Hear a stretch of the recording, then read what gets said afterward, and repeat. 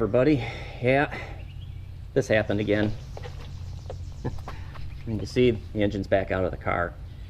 Did have it up and running. Sounds really good, but yeah, this week's been nothing but trouble.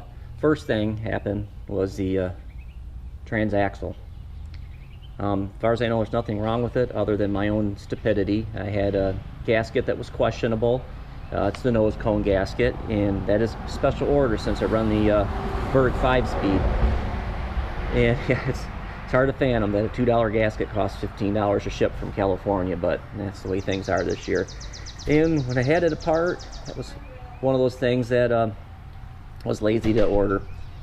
Should have ordered it, but instead, you know, as I hadn't had to put one in it since day one, I've always reused it. Never really had much problems, but I did notice it was questionable. And well, here we are. I did know I was gonna have to pull that out, because as soon as I started filling it up, the nose cone started dripping. And well, I figured since I had the engine part way in and I'm almost all hooked up, that I would at least get it running and maybe test the gearing, because I did change 3 gears in it. And I'd rather you know, deal with a little bit of dripping and the hassle of putting everything in and get it going up and down the road, instead of pulling it, fixing it, and then installing it and finding I had something wrong with the gears and then having to pull everything all out again. Well, with that said, I wound up putting the engine in, try to gain fuel pressure, and the fuel was leaking all over the place. Wound up discovering where the fuel leak was. It was nothing serious. Got it all sealed up, and then gained some oil pressure. You know, cold rolled the engine until there was some oil pressure, then put some plugs in it, made sure the timing was good, and fired it up. And it sounded really good when it fired up, but in the process of getting it up to temperature, the daughter walked around behind the car. Morning, Emily. Morning.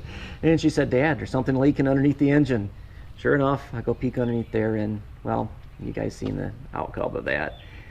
So yeah, back to the drawing board. The engine's on the stand over here. I'm about ready to tear in there and see if I can figure out where the oil's coming from. I'm hoping it's probably maybe an oil cooler seal, or maybe a bad oil cooler, and not something more serious than that.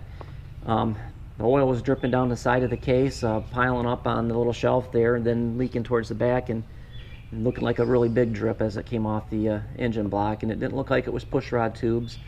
I didn't put as much silicone as I normally do around the base of the cylinders. It could be possibly there, or like I said, hopefully it's oil cooler.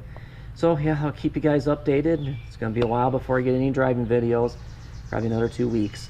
I got gaskets on order.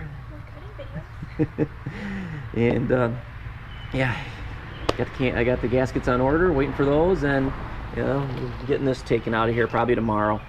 Well, until next time, keep shifting those gears, and I'll keep grinding away. See ya.